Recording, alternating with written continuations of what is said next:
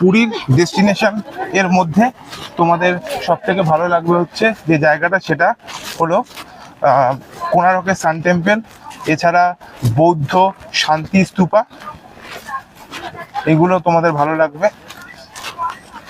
আর এরপরে ভালো লাগবে নন্দনকানন জু, তারপরে স্যান্ড আর্ট মিউজিয়াম এবং মা কালীমাতার মন্দির। আর সব থেকে বিখ্যাত যেটা লাগবে সেটা হচ্ছে চন্দ্রভাগা বিচ। চন্দ্রভাগা বিচ খুব সুন্দর একটা বিচ।